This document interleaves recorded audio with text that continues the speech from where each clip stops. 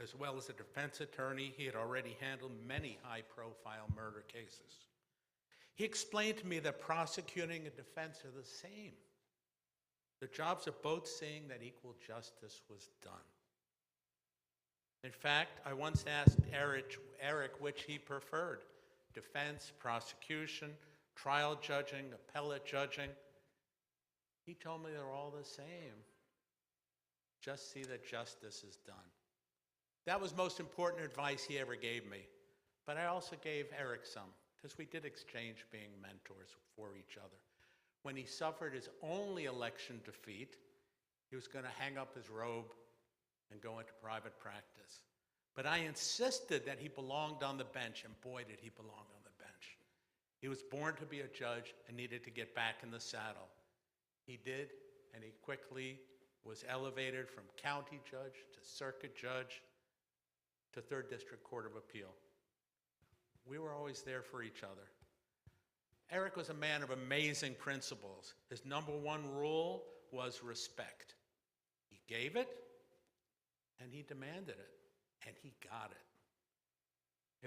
It was with his respect for the law and for our country that Eric raised his son James, Lieutenant Colonel in the United States Army Reserve. He is also currently the New York City Commissioner for Veterans Affairs. Thank you for your service. When James was just a boy, Eric would take him to the book sales every year at the Dade County Library, and he would have James do book reports for him. And Eric used his red pen even then. The day James was born, Eric and I were in appeals at the state attorney's office, and he asked me to run over with my camera. I had worked through college as a photographer, and took a picture of that little baby in the incubator. Eric was beaming. He would light up a room.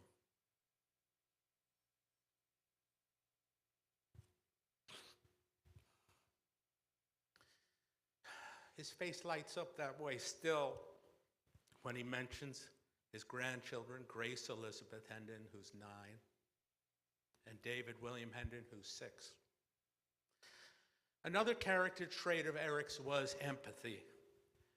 Recently, he was undergoing dialysis and sitting next to a Hispanic woman in the hospital. She heard someone call him Judge, and so she began unloading her tale of woe to him. Her immigration problems, all the problems her family was having. Eric could have said, ma'am, what did Eric do in pure, true Eric style?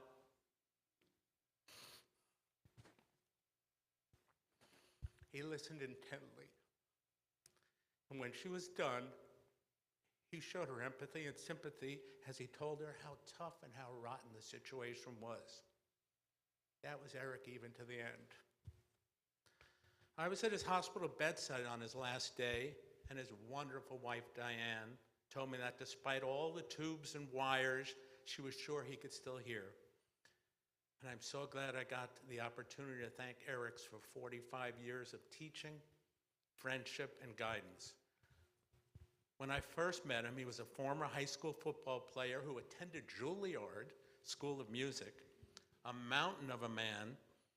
When you first met, he didn't speak much, but he was always an incredible listener.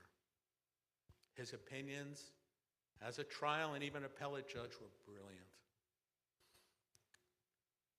In each and every one of Eric's chambers throughout the years, instead of diplomas and news clippings, as was mentioned, his proudest item hanging on his wall was an article about his grandmother, Mary Jo Hendon. She was a maid at the Mayport Naval Base. To make extra money, she ironed officers' shirts for 5 cents a shirt. She was awarded a prize for being such a good worker, $100. She never dreamed of holding a $100 bill before. An article about that presentation to his grandmother is what Eric chose to look at every day in his chambers on the wall. She told Eric to always do his best regardless of what he was doing. She would have been very proud of what he achieved. As Judge Graham said, Eric did 4 years of high school in 3 years. He did 4 years of college in 3 years, and of course, 3 years of law school in 2 years. He was unstoppable. Eric lived discipline. I wish I had learned more of it from him. However, there's another Eric story which I personally love. It's my favorite. He was offered positions both by the state attorney's office and the public defender's office. So what did he do? He accepted both. He's in the elevator in the Justice Building. The state attorney's on 6, the public defender's on 8 back then, smaller offices. And he really doesn't know what he's going to do, so somebody presses 6 and he stops at 6. And he gets out to allow a woman who's in the elevator to get out. The doors close. He's a prosecutor.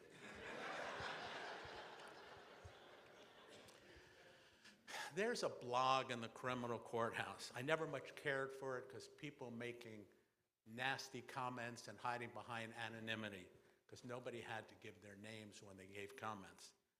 Just out of curiosity, I checked the blog upon Eric's passing. Despite the anonymity, each and every comment was praising Eric with dignity and love. For instance, I'll just read you one. I was, quote, I was honored to know and work with him. He was the epitome of intelligence and dignity. At the same time, he was respectful and down to earth. Peace and prayers to his family. Eric once told me growing up in Liberty City, he never realized he was poor. One time before Eric and Diane came to Miriam and my home for a Friday night Sabbath Shabbat dinner, Eric asked me about the Jewish religious rituals we perform every Friday night. Sure enough, when he came over, he had researched, Googled, and studied on them, and wholeheartedly participated. He even discussed with us their origins and meanings. Believe me, Eric was my brother, too. Diane is left to carry on without Eric. For so many years, there was no Eric, there was no Diane. There was only Diane and Eric. They were like one person. Diane is the warmest, sweetest, most loving person I've ever met. She opened up her heart and the world to Eric. Together they traveled the entire world. He was her world and she was his. There's a Jewish meditation which says, when I die, give what's left of me away to children and old men that wait to die. And if you need to cry, cry for your brother walking the street beside you. And when you need me, put your arms around anyone and give them what you would give me. I want to leave you something better than words or sounds. This is my favorite line. Look for me in the people I've known or loved. And if you can't, let me read that again. Look for me in the people I've known or loved. And if you cannot give me away, at least let me live in your eyes and not in your mind. You can love me best by letting hands touch hands, by letting go of children that need to be free. Love doesn't die. People do. So when all that's left of me is love, give it away. Eric, you didn't realize you grew up poor. Knowing you, watching you, learning from you, we were all so enriched. Rest in peace, my brother.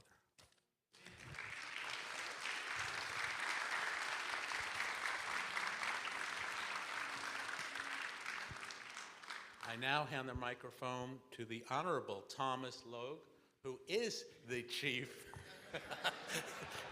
Judge of the 3rd District Court of Appeal. Thank you. Bishop Holtz, Diane, Doctors Hendon, Colonel Hendon, family and friends, If I might, Marvin, you said Eric Hendon made you a better person. Well, Judge Hendon made me a better judge. He was a force on our court. And rather than try to describe that, I'd like to just show you a clip of a video. And let me introduce it. We can show the video, right? Okay, so COVID, it's a remote argument. The case involved whether a party could exclude a black juror from a jury. The cases you're going to hear, you mentioned Melbourne, Slappy, Batson, they're Supreme Court cases. When asked, the juror had said, I want to serve as a juror because I don't see very many African Americans in the jury pool. And the party that wanted to exclude, that did strike the juror, said the race-neutral reason for striking was she had an agenda. So if we could play, and if you could hit closed captions as well. The state started out saying she came there with an agenda. She had no choice on the subpoena that she received to be a part of the panel she was a part of. How was that her agenda? That's how the state started out, saying she had an agenda. Correct. And like you mentioned earlier, Judge Henton, previously she had stated she was shy, she didn't like speaking in front of a big room of people, and yet she stood up and was the only person to raise her hand. So this already is demonstrating that she deeply believes in this conviction. And she believes, consistent with Melbourne, Baston, and Slappy, and the other cases, that she suggests that a person should have an opportunity to have a jury, a fair representation in the jury. Her belief in that, is that saying she's biased or prejudiced in any form or fashion? No, it's honorable that she would want to uphold those principles. But if she wants to do that, then somehow she favors one side over the other.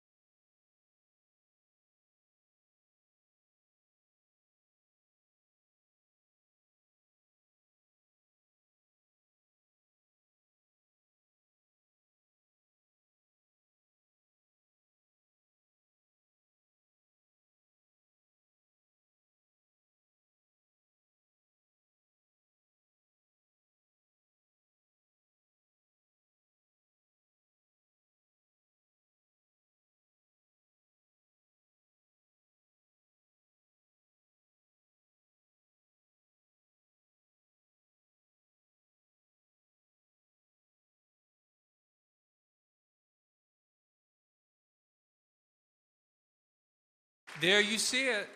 You see Judge Hendon, the trial lawyer. He tried more cases than two of our judges on our court together, including death penalty cases, which are some of the most serious. You also see Judge Hendon, the appellate lawyer. He was, as has been said by Judge Graham, Judge Hendon was a prodigy. He argued his first appeal in our court, where he was later appointed as an appellate judge, when he was just 22 years old. So, but that's not all. I mean, here you see Judge Hendon being very serious. He could also be funny and delightful, and I think that's been covered, so I'm going to skip that part of it. But at lunch, he would brag about you, Colonel Hendon. He was so proud of you, and of his daughter-in-law, Dr. Christine. And Grace and David,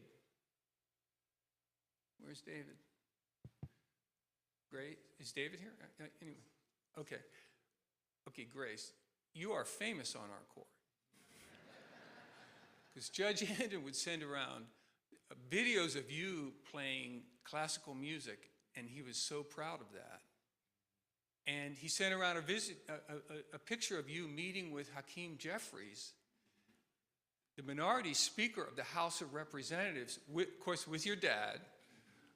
And he sent around pictures of David watching Colonel Hendon giving a speech to a big veterans group on Veterans Day in New York City. Grace and David, he was so proud of the effort that you're putting into your studies in that very tough school you attend. And of course, all of our judges were aware of how Judge Hendon loved his wife, Diane Kennedy Hendon. He believed in, you work hard and you play hard, and they did some amazing trips together, and he would send back photos of some of the incredible places you went to. But Diane would also attend oral arguments. And as was mentioned, at the end, she slept in a recliner in the hospital room at his side for 40 days. Diane has allowed me to tell a very private story.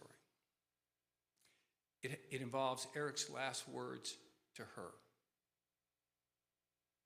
Eric's last words to her were, "Diane, have a happy life."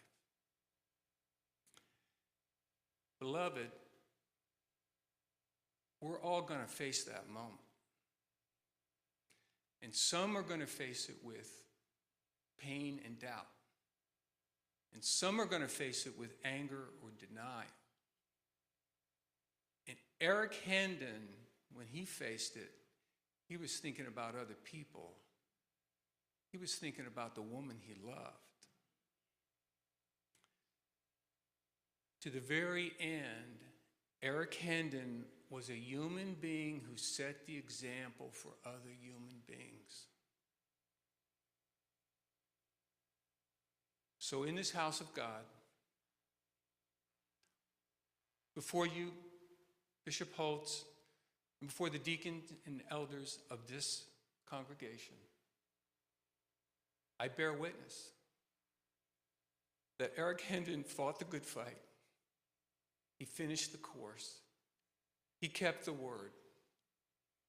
He will be sorely missed. Thank you.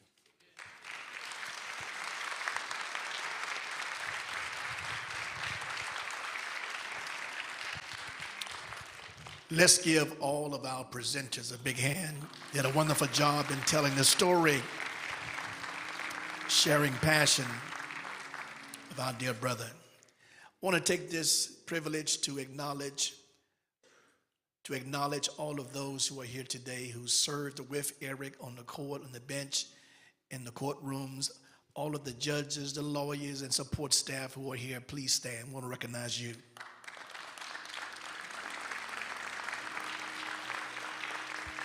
Thank you.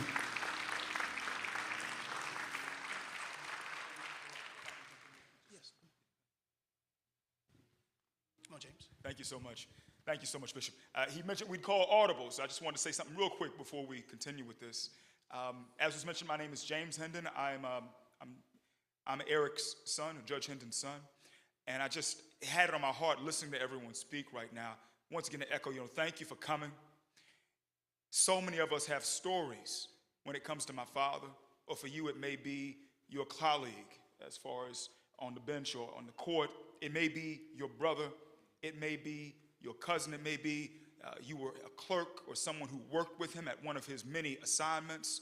And I just wanted to say just 3 quick things. One is, God, we need to keep telling these stories.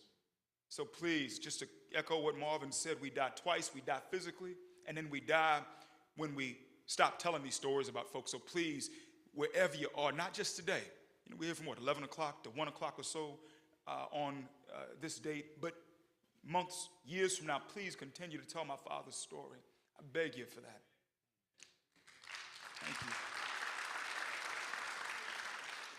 Second thing I'd ask, please continue to talk to him. On the night that he ascended, we spoke between me, Marvin, Diane. We said his parents held him when he came into the earth. January 17th, 1956, it was at Fort Bliss, Texas, in El Paso. They held him when this spirit was delivered in physical form to us. We were going to hold him when his spirit was going back to them. And so it wasn't goodbye. It was just until we see you again. And I can tell you, speaking of myself, I still talk to his grandmother, Mary, the woman he spoke about just now, as far as the picture of that woman who was ironing the clothes for the folks at the base in Jacksonville, speaking to his parents, James and Esther, speaking to his brother, his little brother Gary, who's already over there, his sister, Sarah, who's already over there. So speaking to these people, they're all still here. So I just ask, please continue to speak to him, not just today, but beyond this. Keep talking to him. And then the other thing which keeps coming up, the undercurrent, listen to everyone speak here, continue to help others. Do what you can to put one foot in front of the other and help somebody. What is it? Service is what prayer looks like when it gets off its knees and walks the earth. He did that over and over again. So I just encourage everyone here, please continue to serve. It's hard, too, because you have all these things where the enemy comes at you. There's so much going on with ego or with people, the material things that tries to tear at you and get in the way, just the politics of it. I ask you to please follow his example and cut through all that and continue to do what's right. Use your gifts, your talents to help folks. And then the last one, too, continue to love one another. I'm not upset at all as far as my father's transition. We lived such a good life as far as just me speaking as his son. We left things in such a good place. He was such a good man. And I have no regrets, but I wish I had more time. All of us wish we had more time with somebody, including him. And so with the ones you're with right now, just encourage you to love one another, take advantage of that time. And so just to put the assignment out, just want to make sure to say this once again, the first piece is to tell the story. Keep telling my father's story. The next piece, please keep talking to him. Whenever and wherever, just talk to him, y'all. He's still here. He's right here. Just talk to him. And another piece is to help somebody. Cut through all the things trying to stop you from your assignment and just keep helping somebody. And the last piece is to love the people to your left and right. Please love them. Just wanted to share those things, and thank you again for being here. And I'm sorry, I didn't mean to jump into everything, Bishop. I just had it on my heart to say those things. We love you. He loves you, not loved, loves you. Thank you so much, y'all, and God bless. Sorry. Good job, man.